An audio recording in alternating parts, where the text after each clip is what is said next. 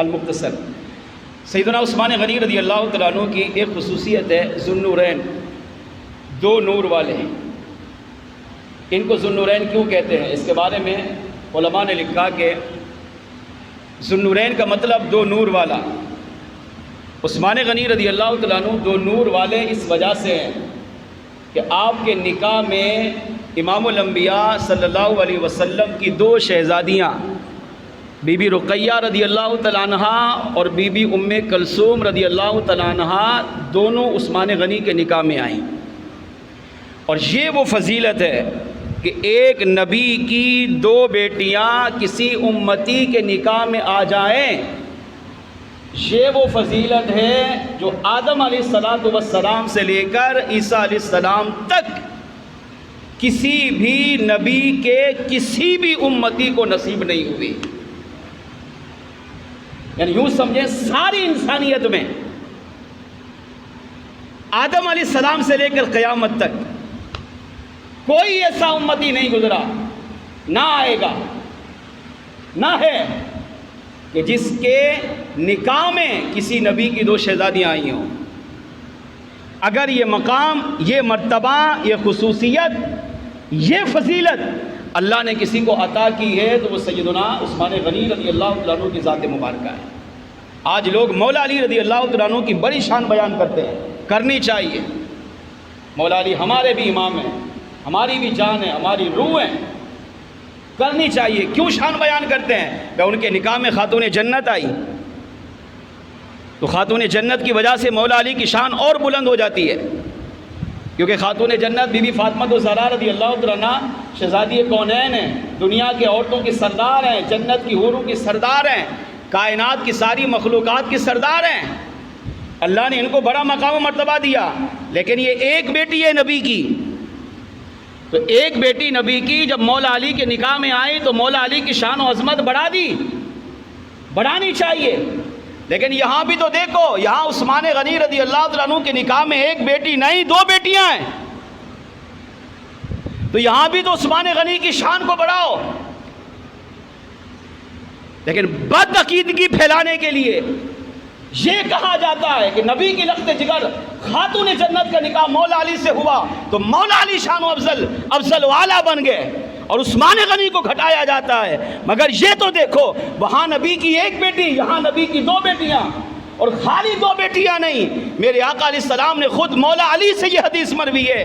میرے آقا علیہ السلام نے ارشاد فرمایا، اگر مجھ محمد علیہ السلام کو اللہ 40 بیٹیاں عطا کرتا تو ایک کے بعد ایک کر کے میں سب کا نکاح عثمان غنی سے کر دیتا۔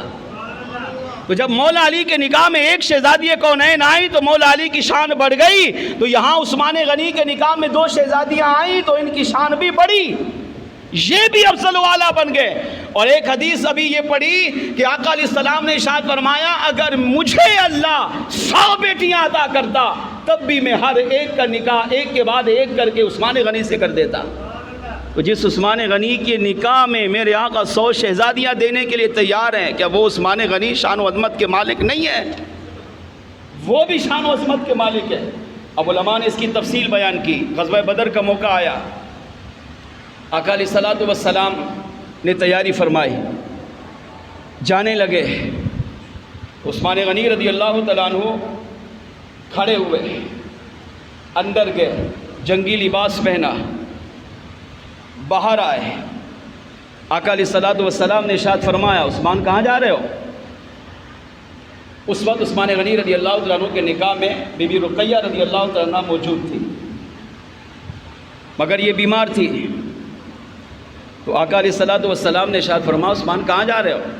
عرض کیا رسول اللہ، جہاد میں جا رہا ہوں، غزوہ بدر میں شرکت کرنے کے لیے جا رہا ہوں۔ آقا علیہ السلام نے فرمایا، میری بیٹی کیسی ہے؟ عرض کیا وہ بیمار ہے۔ ارشاد فرمایا، تم یہیں رکو، گھر پہ رہ کر میری بیٹی کی خدمت کرو، ان کی دیکھ بھال کرو۔ آپ کہاں جا رہے ہیں؟ جہاد کے لیے، جنگی لباس پہنا ہوا ہے۔ عرض کیا آقا اجازت دیں، میں جہاد کرنا چاہتا ہوں، میں یہ چاہتا ہوں کہ اللہ نے جو مجھے جان دی ہے وہ جان اللہ کی راہ میں قربان کر دوں۔ بس ایک ہی تمنا ہے، آپ کا دامن مل گیا ہے، آپ نے اتنی شانیں، اتنی عظمتیں، اتنی رفعتیں مجھے عطا کی ہیں، سب کچھ مل گیا۔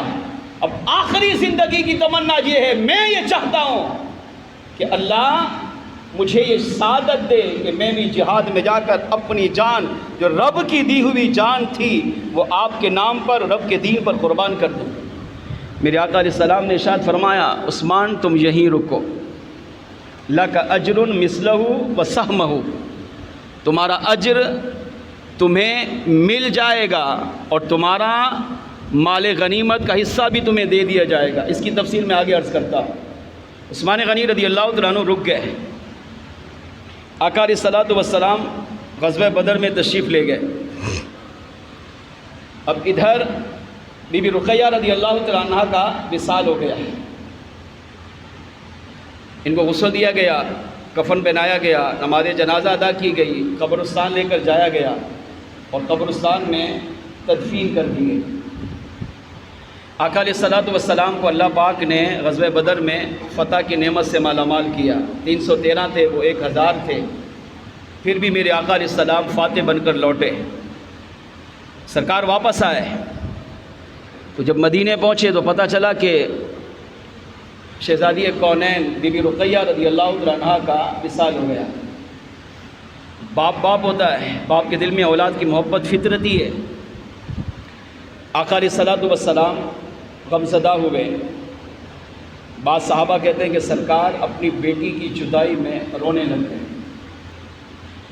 اور اتنا روئے کہ آنسو مبارک بھی آنکھوں سے باہر تشریف لے آئے۔ سرکار نے فرمایا مجھے اس کی قبر پہ لے چلو۔ سرکار قبر میں تشریف لے گئے، وہاں کافی دیر کھڑے رہے، اللہ سے مناجات کرتے رہے، واپس لوٹے، گھر آئے۔ عثمان غنی رضی اللہ تعالیٰ عنہ سحر و قطار رو رہے تھے۔ حضور علیہ الصلوۃ والسلام بھی روئے، لیکن سرکار نے اپنے آپ کو سنبھالا کہ اگر میں زیادہ روتا رہوں گا تو پھر ان کو بھی سنبھالنا ہے۔ تو سرکار کو جب افاقہ ہوا، لیکن عثمان غنی رضی اللہ تعالیٰ عنہ سحر و قطار رو رہے۔ تو میرے آقا علیہ الصلوۃ والسلام نے عثمان غنی کو بلایا اور فرمایا، فقال رسول اللہ صلی اللہ علیہ وسلم ما یبکیک، ارشاد فرما عثمان تمہیں کس چیز نے اتنا رلایا، اتنا کیوں رو رہے ہو؟ عرض کیا یا رسول اللہ صلی اللہ تعالیٰ علیہ وسلم، قال ابکی علی انقطاع السحری منک، میں آپ کی لخت جگر بی بی رقیہ رضی اللہ تعالیٰ عنہا کے وصال پر، ان کی محبت، ان کی جدائی، ان کے غم میں رو رہا ہوں۔ اس طرح رونا یہ جائز ہے، واویلا کرنا، چیخنا، کپڑے پھاڑنا، بال نوچنا، پاگل ہو جانا، چیخ و پکار کرنا، یہ اسلام میں ناجائز ہے۔ لیکن اگر یہ صورت نہیں ہے اور ویسے اگر میت کے ورثاء ہوتے ہیں تو اس میں کوئی حرج نہیں، بلکہ محبت کا تقاضا ہے کہ روئے، اور روئے گا تو اس کے اندر کی جو محبت، غم ہے، وہ سارا رونے کے ذریعے دور ہوگا، اس کا دل بہت ہلکا ہوگا۔ عثمان غنی رضی اللہ تعالیٰ عنہ سے پوچھا میرے عثمان کیوں رو رہے ہو؟ عرض کیا آقا بی بی رقیہ رضی اللہ تعالیٰ عنہ کی جدائی پہ رو رہا ہوں۔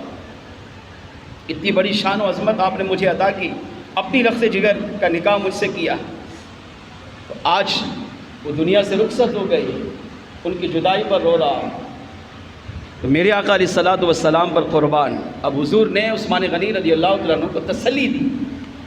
رو رہا ہو تو اس کو تسلی دے گے، یہ سنت ہے، اور آپ کی تسلی دینے سے ہو سکتا ہے تھوڑا رونا بڑھے گا اس کا، تھوڑی دیر کے لیے، مگر پھر بالکل ٹھنڈا ہو جائے گا۔ کیوں؟ وہ رونے سے اس کا سارا غم دکھ نکل گیا اور تسلی دی۔ اب تسلی دے کے نبی کی کیسی دی، اور تسلی دیتے ہوئے میرے آقا علیہ السلام نے ارشاد فرمایا عثمان بس کر اور رو مت، میری لخت جگر کی جدائی پہ مت رو۔ فرمایا فقال ھذا جبریل، یہ دیکھ یہ جبریل کھڑے ہیں۔ عثمان وہ ہے کہ جن کا رونا رب کی رحمت سے بھی برداشت نہیں ہوا۔ عثمان غنی وہ ہے جن کا رونا مصطفیٰ جان رحمت سے بھی برداشت نہیں ہوا۔ تسلی دی میرے آقا نے، اور تسلی کے ساتھ ساتھ اب اپنے عثمان غنی کو نوازا بھی۔ فرمایا رونا بند کر، قال ھذا جبریل، یہ دیکھ یہ جبریل کھڑے ہیں۔